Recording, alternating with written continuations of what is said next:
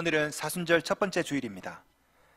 사실 사순절은 지난 제2수요일 때부터 이미 시작되었죠. 그로부터 부활절 전까지 주일을 제외하고 40일을 사순절이라고 합니다. 주일은 사순절에 해당되지 않아요. 주일은 부활을 기념하는 날이기 때문에 주일은 빼고, 이 기간 동안에 많은 그리스도인들은 금식을 하기도 하고 때로는 음주 가무도 삼가하고 말과 행실도 조심하고 그랬습니다. 그렇게 사순절을 보내고 나면 부활절을 맞이하게 되지요. 부활절은 기독교회가 지키는 가장 큰 절기입니다. 성탄절보다도 부활절이 훨씬 더 중요한 그런 절기입니다. 서구라파는요, 이 부활절을 전후해서 아예 휴가가 있을 정도로, 직장도 학교도 부활절에는 이스터 브레이크라고 해가지고 아예 그냥 쉬어버립니다. 이 부활절 기간에 성수기, 항공편도 그렇고 호텔도 그렇고 거의 2배 요금을, 성수기 요금을 받아요. 그 정도로 떠들썩하게 부활절을 지킵니다. 그러나 이 부활이라는 영광을 맞이하기 전에 우리가 반드시 거쳐야 하는 것이 있는데, 그것이 바로 뭡니까? 고난이죠, 고난. 지난주 설교 때 제가 말씀드렸던 것처럼 기독교의 영광은 고난을 건너뛴 영광이 아닙니다. 고난을 통과한 고난 후의 영광이죠. 십자가가 있어야 부활이 있는 겁니다. 사순절을 지나야 부활절을 지킬 수 있는 거죠. 그런 의미에서 사순절의 중요한 영적인 의미 중에 하나는 고난과 죽음입니다. 고난을 통과해야 영광이 있고 죽음이 있어야 부활이 있거든요. 사순절은 예수님의 부활을 준비하기 위해서 주님과 함께 고난과 죽음으로 함께 향해가는 순례의 기간, 자기 자신이 죽는 것을 배우는 그런 기간이 아닐까, 그런 생각이 듭니다. 사순절 기간에 우리는 매일매일 죽는 연습을 하고, 그리고 부활절 때 예수와 함께 다시 사는 그런 은혜가 있는 줄로 믿습니다. 그런 의미에서 저희 교회는 이번 사순절 기간 동안에 내 생의 마지막 40일이라는 특별 새벽기도 프로그램을 준비했습니다. 그 기간 통해서 우리가 죽음과 죽어감을 연습할 텐데요, 자, 우리 인생에 40이 남았다 생각하는 거죠. 자, 내일부터 40일입니다. 화요일 되면 39일 남았고요, 수요일 되면 38일 남았고, 하루씩 이렇게 우리 인생이 이제 줄어간다 생각하고 죽음과 죽어감을 연습하는 거죠. 그렇게 해서 성금요일이 되면은 모의 장례식을 한번 치러볼 생각입니다. 입관 체험도 하고 새벽마다 많이 참석하셔서 은혜 많이 받으시기 바랍니다. 사실 모든 인간은 죽음을 연습하지 않더라도 언젠가 다 죽죠. 죽음에 관한 4가지 공리가 있습니다. 첫째, 인간은 누구나 죽는다. 둘째, 인간은 언제 죽을지 모르고 산다. 셋째, 인간의 죽음은 어느 누구도 생전에는 경험할 수 없다. 넷째, 인간의 죽음은 아무도 나를 대신하여 죽어줄 수 없다.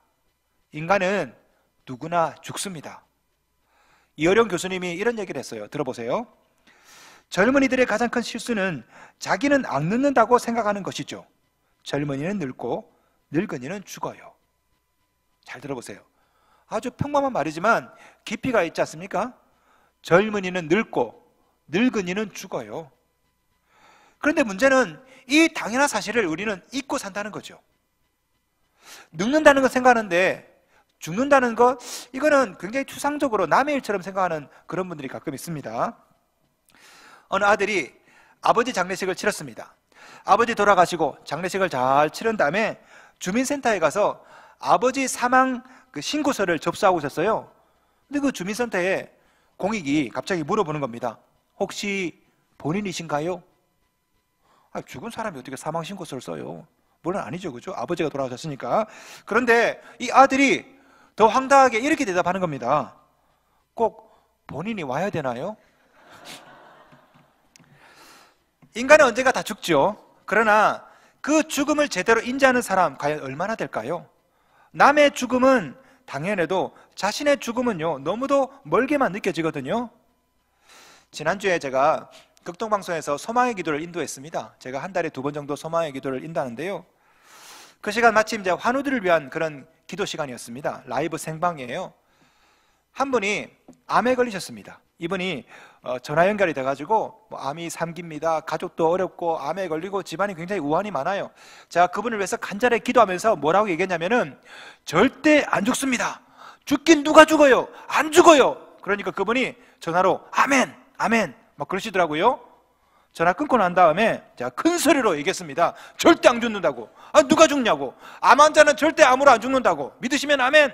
아, 스튜디오가 은혜가 막 불이 임해가지고 PD도 은혜 받고 옆에서 같이 기도하는 분들도 은혜 받고, 그렇게 제가 안 죽는다고 하면서 제가 뭐라 말했냐면 죽으면 죽을 줄 알아요. 네? 자, 그 전화 연결이 끝났습니다. 그래서 PD가 그 다음 사연을 읽어주는 거예요. 근데 그 다음 사연이 뭐냐면요, 이런 사연입니다. 어제가 우리 아기가 태어나자마자 죽은 지 100일째 되는 날입니다. 제 아기가 태어나자마자 죽었어요. 이것 때문에 남편이 시험에 들어서 지금 교회도 안 나옵니다. 저를 위해 기도해 주세요 라고 그러는데, 제가 조금 전에 뭐라 말했습니까? 죽긴 누가 죽어요? 절대 안 죽어야 했는데, 그 다음 사연이 아기가 죽은 지, 햇빛도 못 보고 죽은 지 100일째 되는 날이라는 거예요. 야, 그 순간에 제가 뭐라고 말을 해야 될지 모르겠더라고요. 말문이 딱 막혔습니다. 내가 뭐라 말해야 되지? 눈물이 핑 돌고. 자, 그래서 요한복음 11장 25절을 읽어드렸습니다. 나는 부활이요 생명이니 나를 믿는 자는 죽어도 살겠고, 청취자님, 예수를 믿으면 죽어도 삽니다. 소망을 가지세요 하고 제가 기도를 해드렸거든요. 자, 그렇게 해서 방송이 끝났습니다. 제가 집으로 돌아오는 길이었습니다. 제 머릿속에 내내 그 사연이 떠나질 않는 거예요. 내가 안 죽는다고 했는데 죽었잖아요. 제가 운전하면서 오다가 이런 결론을 내렸습니다. 아무리 안 죽는다고 발버둥 쳐도 인간은 결국 죽는구나. 지난주에 저희 교회에 장례가 2건이나 났습니다. 죽긴 누가 죽어요? 절대 안 죽어야 했는데 죽잖아요. 보란듯이. 하나님께서 제 기대를 무너뜨리시면서 성령께서 새벽에 저에게 말씀하시더라고요. 이놈아, 죽어 이놈아. 다 죽는다고. 철학자 하이데거는 이런 말을 남겼습니다. 사람은 태어나는 바로 그 순간에 죽을 만큼 충분히 늙었다. 인간은 그의 삶을 시작하는 순간부터 이미 죽음과 함께 살며 죽음을 향하여 산다. 그는 죽음을 향한 존재다. 우리 인간은요, 죽음을 향한 존재예요. 우리는요, 태어나는 순간 모두가 다 죽음을 향해 달려가고 있습니다. 1살은 1km로, 80살은 80km로 다 죽음을 향해 돌진하고 있죠. 그러나 때로는 노인보다 젊은이가 먼저 죽어요. 할아버지보다 손자가 먼저 죽는다고. 태어날 때는 순서가 있지만 죽을 때는 순서가 없거든요. 누가 먼저 죽을지 몰라요. 자, 오늘 본문에도 죽음이 나옵니다. 바로 모세의 죽음이죠. 세월이 흘러서 출애굽에 성공한 지 40년이 지났습니다. 모세의 나이 120살이 되었어요. 하나님께서 이 모세를 비스가산 꼭대기로 올려서 바로 건너편에 있는 가나안 땅을 보여주십니다. 다 보여줍니다. 그토록 눈앞에 그토록 기다리던 고대하던 가나안 땅에 있는 겁니다. 그러나 거기까지 34장 4절 끝에 보시면요, 너는 그리로 건너가지 못하리라. 하나님께서 모세에게 안 된다, 여기까지, 이제 그만. 꿈에도 그리던 가나안을 목전에 두고 모세도 결국 죽어요. 34장 5절 말씀. 이에 여호와의 종 모세가 여호와의 말씀대로 모압 땅에서 죽어. 잘 보세요. 모세가 죽었다가 아닙니다. 성경 보시면요, 여호와의 종 모세가 죽었다고요. 무슨 말입니까? 여호와의 종이라 할지라도 죽는다고. 여호와의 말씀대로 모압 땅에서 죽는다. 천하의 모세도 무기력한 인간인 거죠. 어떤 인생도 죽음을 피할 수 없습니다. 젊은이는 늙고 늙은이는 죽어요. 모세도 죽고 다윗도 죽고 심지어 우리 주님도 죽으셨습니다. 왜? 인간의 몸을 입고 이 세상에 오셨거든요. 그러니 여러분도 죽습니다. 죽음은 피할 수 없어요. 자, 그렇다면 좀 이왕이면 좀 영광스럽게 죽을 수는 없는 겁니까? 죽음은 피할 수 없다면 부끄러운 죽음은 피할 수 있잖아요. 어떻게 하면 이왕이면 영광스럽게 좀 아름답게 죽을 수 있을까? 우리 주님은 영광 중에 별세하셨습니다. 지난주 말씀, 영광 중에 나타나서 장차 예수께서 예루살렘에서 별세하실 것을 말할세. 주님은 영광 중에 나타나셔서 별세를 말씀하셨어요. 우리의 별세도 이왕이면 예수님처럼 영광 중에 별세였으면 좋겠습니다. 어떻게 하면 우리도 좀 더 아름다운 죽음, 영광 중에 별세를 할 수 있을까요? 자, 오늘 본문에 나오는 모세의 죽음이 그렇습니다. 모세의 죽음은 아름다운 죽음이었고 영광스러운 죽음이었거든요. 한번 보겠습니다. 34장 7절 말씀 보세요. 34장 7절. 모세가 죽을 때 나이 120세였으나 그의 눈이 흐리지 아니하였고 기력이 쇠하지 아니하였더라. 모세는요, 골골하며 앓다가 죽은 것이 아니라 건강하게 살다가 죽었습니다. 120세인데요 눈이 흐리지 않았대요. 저는요 120세는 고사하고 50이 되기도 전에 눈이 안 보여가지고 노안 때문에 어려워요. 진짜 여러분 주보 잘 보이십니까? 전 잘 안 보여요. 노안이 와가지고. 근데 모세는요 120세가 되었는데 눈이 흐리지 않았대요. 여러분도 이러고 싶죠? 어르신들이 제일 좋아하는 번호가 9988이죠. 9988. 99세 때까지 팔팔하게 사는 것. 은연중에 여러분의 집 비밀번호를 알려드렸네요. 예, 어르신들만 산다. 집키 번호키 한번 눌러보세요. 9988. 열에 한 5은 맞아요. 9988보다 더 좋은 번호가 있습니다. 뭔지 아십니까? 9988-234. 99세까지 팔팔하게 살다가 234, 231 앓고 사망하는 거. 9988-234. 이것을 요즘에는 조금 다르게 해석하더라고요. 9988, 99세 때까지 팔팔하게 살다가 234, 23살짜리하고 사귀자. 예. 최근에는 9988-231이 나왔습니다. 이거 아십니까? 9988, 99세 때까지 팔팔하게 살다가 231, 231 앓고 1, 벌떡 일어나자. 혹시 어르신들이 제일 싫어하는 번호가 뭔지 아십니까? 8899예요. 8899. 88세 때까지 구질구질하게 살아라. 이왕이면 9988하게 사시기 바랍니다. 자, 그렇게 본다면 모세의 삶은요 120881이래요. 120881. 120세 때까지 팔팔하게 살다가 하루 만에 죽었어요. 120881. 좋죠. 예. 이 모세의 죽음은 참 아름다운 죽음이었습니다. 게다가 모세는요 혼자 떵떵거리며 살다가 무책임하게 덜컥 죽어버린 것이 아니라 후계자도 잘 세워놨습니다. 34장 9절 보세요. 모세가 눈의 아들 여호수아에게 안수하였으므로 후임자 여호수아를 세워놨습니다. 이 얼마나 아름다운 인생입니까? 대책 없이 살다가 대책 없이 죽는 분 있죠. 빚 이만큼 남겨놓고 아버지가.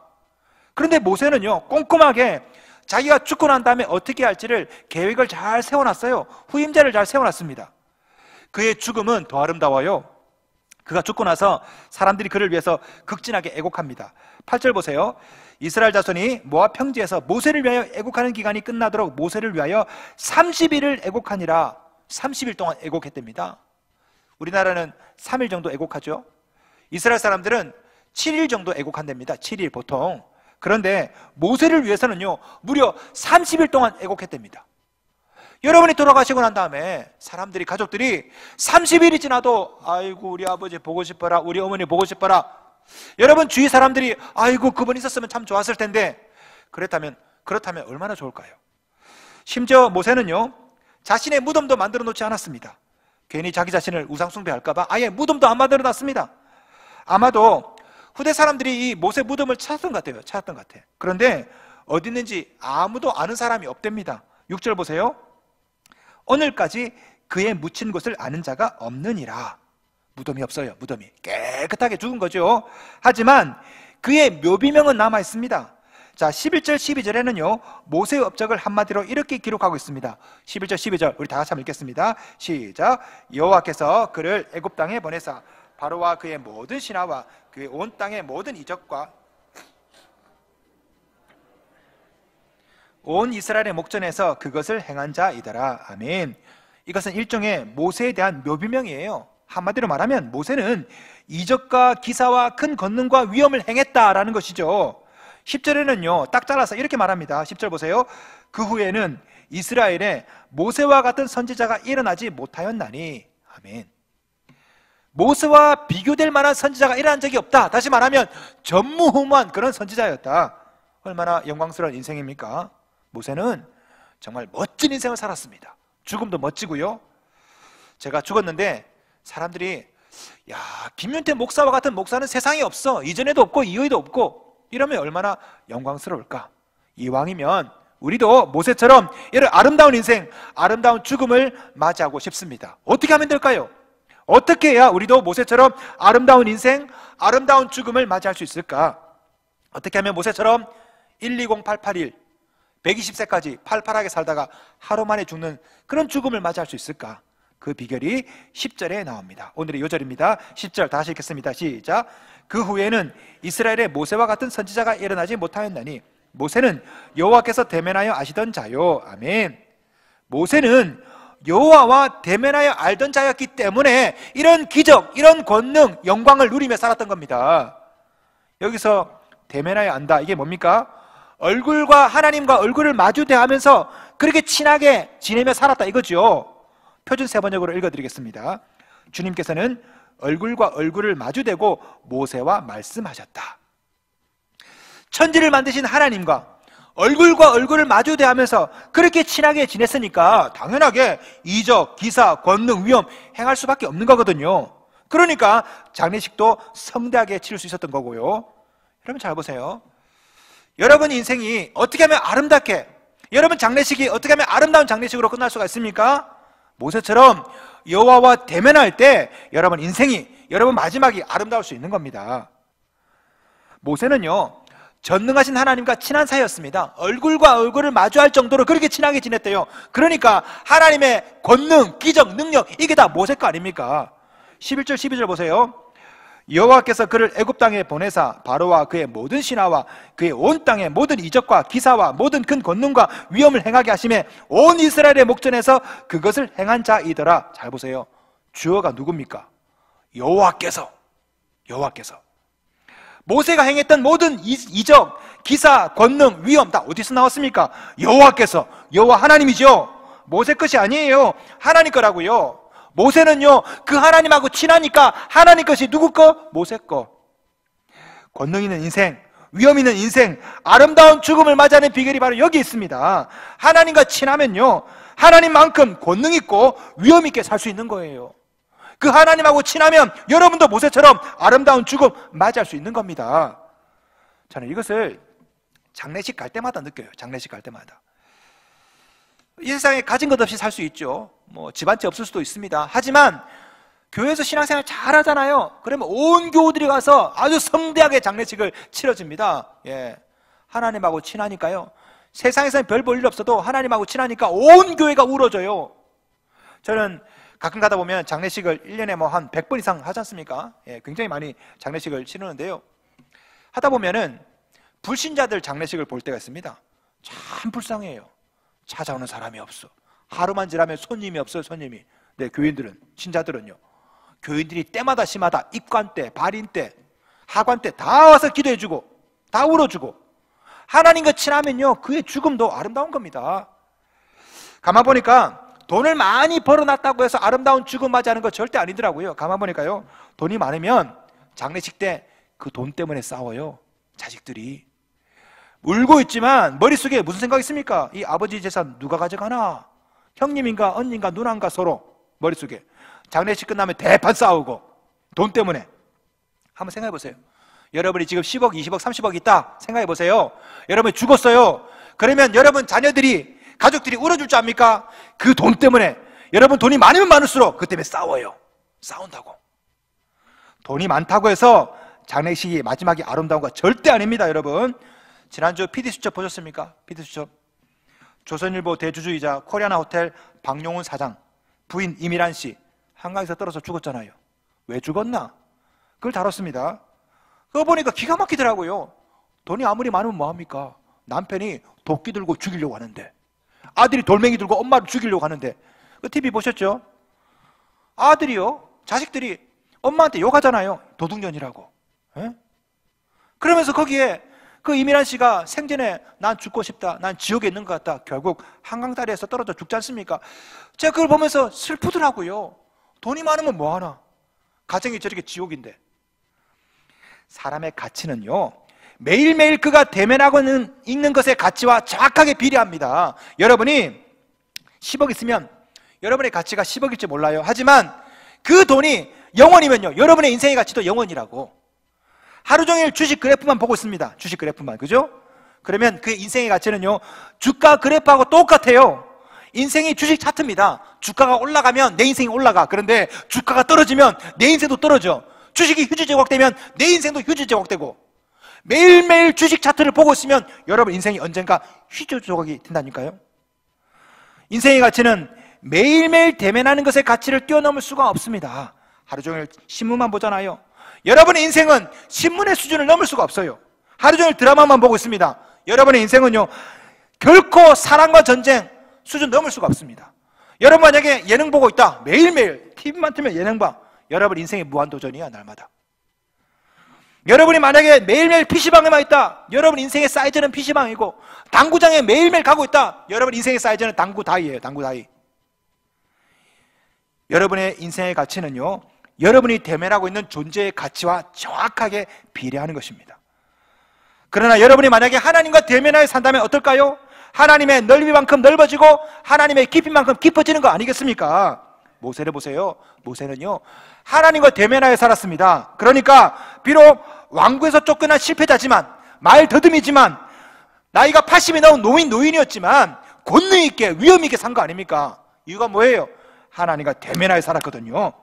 10절 말씀, 모세는 여호와께서 대면하여 아시던 자요, 이것이 모세의 인생이었고 그의 인생을 요약한 묘비명이었던 것입니다. 여러분, 묘비명은요, 여러분이 대면하여 산 것, 그것이 바로 여러분의 묘비명이에요.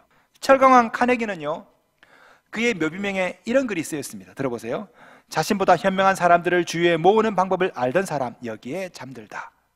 프랑스의 위대한 소설가 스탕달은요, 시저의 명언을 패러디해서 이런 묘비명을 남겼습니다. 살았다, 썼다, 사랑했다.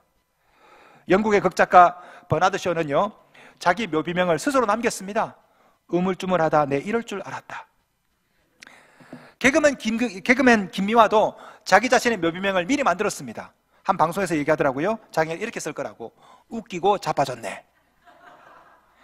자, 그렇다면 여러분은 여러분 묘비명에 어떤 글이 쓰여지기를 원하십니까? 모세는 이런 묘비명을 남겼습니다. 모세는 여호와께서 대면하여 아시던 자요. 이왕이면 우리의 삶도 이랬으면 좋겠습니다. 아무개는 여호와와 대면하여 알던 자, 이런 묘비명이 나오면 얼마나 좋을까요? 사순절을 시작하면서 여러분께 한번 묻고 싶습니다. 지금 바로 이 자리에서 여러분의 인생이 마감이 된다면 여러분의 묘비명에는 어떤 글이 쓰여 있을까요? 제가 미리 알려드릴게요. 여러분의 묘비명에는요, 지금까지 여러분이 대면하고 있던 바로 존재, 바로 그 대상이 여러분 묘비명에 쓰였을 줄로 믿습니다. 만약에 평생 술을 마시다가 살았다면 우리 아버지는 평생 술만 마셨습니다. 이게 여러분의 묘비명이라니까요. 만약에 여러분이 평생 게임방에서 게임하며 살다가 객사했다, 우리 아들은 평생 PC 게임과 대면하여 알던 자다. 이게 여러분의 묘비명입니다. 여러분의 묘비명은요, 여러분이 아무리 바꾸고 싶어도 여러분이 대면하던 존재, 여러분이 대면하고 있는 그 대상이 바로 여러분의 묘비명이에요. 여러분께 여쭤보고 싶습니다. 여러분은 지금까지 어떤 존재와 누구와 대면하며 살았습니까? 그리고 지금 여러분은 누구와 대면하고 있습니까? 그것이 여러분의 묘비명이에요.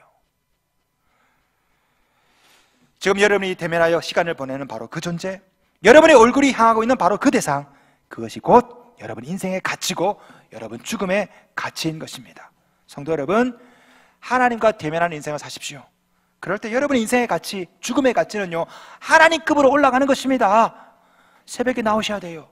수요일에 나오셔야 됩니다. 주일에 나오셔야 됩니다. 그래서 하나님과 더 많이 얼굴을 대면하여 살 때 여러분도 모세처럼 권능 있는 삶을 살게 되고 아름다운 죽음을 맞이하게 될 줄로 믿습니다. 기억하세요. 여러분 인생의 가치는 매일매일 여러분이 대면하고 있는 존재의 가치와 정확하게 비례합니다.